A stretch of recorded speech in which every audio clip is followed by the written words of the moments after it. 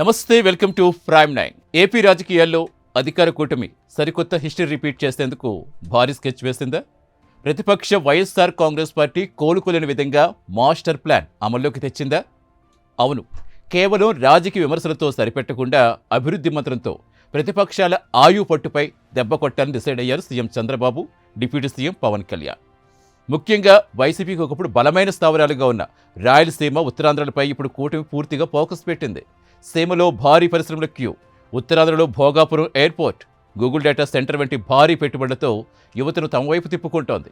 అసలు వైసీపీ ఆశలకు గండి కొడుతూ ఏపీ వ్యాప్తంగా కూటమి వేస్తున్న ఆ రహస్య వ్యూహమేంటి? దీంతో జగన్ పార్టీ ఉనికి నిజంగానే ముప్పులో పడిందా?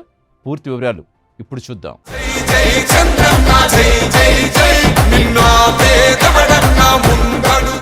ఆంధ్రప్రదేశ్ రాజకీయాల్లో అధికార కూటమి అత్యంత పక్కా వ్యూహంతో ముందుకు సాగుతోంది. ప్రతిపక్ష వైఎస్ఆర్ కాంగ్రెస్ పార్టీ మళ్లీ బలపడాలని చూస్తున్నప్పటికీ ఆ పార్టీకి ఎలాంటి అవకాశం ఇవ్వకూడదని కూటమి నేతలు దృఢంగా నిర్ణయించుకున్నారు. గతంలో ఆ పార్టీకి ప్రధాన స్థావరంగా ఉన్న రాయలసీమ ప్రాంతంలో ఈసారి కూడా తమ పట్టు అలాగే నిలుపుకోవాలని ప్రభుత్వం భావిస్తోంది. ఇక్కడ రాజకీయ విమర్శల కంటే వేగవంతమైన ప్రగతితో ప్రజల మనసులు గెలుచుకోవాలని ముఖ్యమంత్రి చంద్రబాబు నాయుడు ఆలోచిస్తున్నారు. ప్రత్యర్థుల రాజకీయ వ్యూహాలు తిప్పికొడుతూ క్షేత్రస్థాయిలో ప్రజలకు అత్యంత దగ్గరయ్యేందుకు బహుముఖ ప్రణాళికలు సిద్ధం చేశారు. కేవలం మాటలకే పరిమితం కాకుండా ప్రత్యక్షంగా ఫలితాలు చూపించడం ద్వారా సీమలో కూటమి స్థానం మరింత బలోపేతం చేసుకోవాలని లక్ష్యంగా పెట్టుకున్నారు. ఈ ప్రాంతంలో సుస్థిరమైన ఆర్థిక వృద్ధి సాధిస్తే ప్రతిపక్షాల ఉనికి పూర్తిగా తగ్గించవచ్చని గట్టిగా విశ్వసిస్తున్నారు. ఇందుకోసం స్థానిక నాయకత్వం సమాయత్తం చేస్తూ ప్రజలతో నేరుగా అనుసంధానమయ్యే కొత్త రకం ప్రచార విధానాలు అమలు చేస్తున్నారు.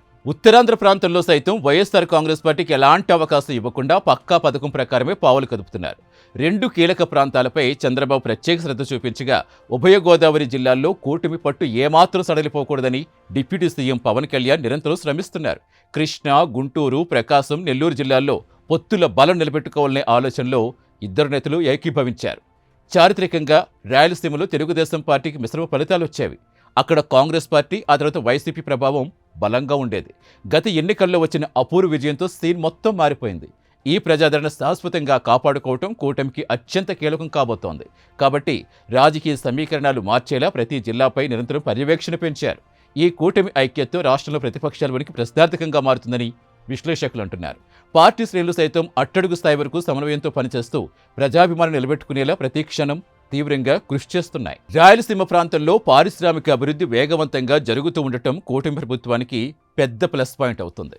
కేంద్ర ప్రభుత్వ రంగ సంస్థలు, పెద్ద ఎత్తున తయారీ పరిశ్రమలు సీమ జిల్లాలకు వరుసగా తరలివస్తున్నాయి.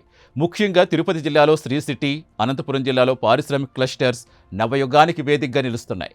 కడప, కర్నూలు జిల్లాల్లో ఉపాధి కల్పించే మ్యానుఫ్యాక్చరింగ్ ప్లాంట్స్ శరవేగంగా ప్రారంభమవుతున్నాయి. యువతకు విస్తృతమైన ఉద్యోగావకాశాలు రావడంతో కూటమి పట్ల సానుకూల వాతావరణం ఏర్పడింది. పారిశ్రామిక అభివృద్ధి ద్వారా రాయలసీమ రూపురేఖలు మారుతున్నాయని స్థానికులు హర్షం వ్యక్తం చేస్తున్నారు. దీంతో వైసీపీ పట్ల గతంలో ఉన్న సానుభూతి పూర్తిగా క్షీణిస్తోందని స్పష్టమవుతుంది. ఆర్థికంగా బలోపేతమన్న సీమ యువత స్థానిక అభివృద్ధి వైపే మొగ్గు చూపుతోంది. కూటమి ప్రవేశపెడుతున్న పారిశ్రామిక విధానాలు యువతలో ఆశలు రేకెత్తిస్తున్నాయి. ఆ ప్రాంతానికి కొత్త దిశ నిర్దేశించడంలో ఈ భారీ పరిశ్రమలు అత్యంత ప్రాధాన్యం సంతరించుకున్నాయి.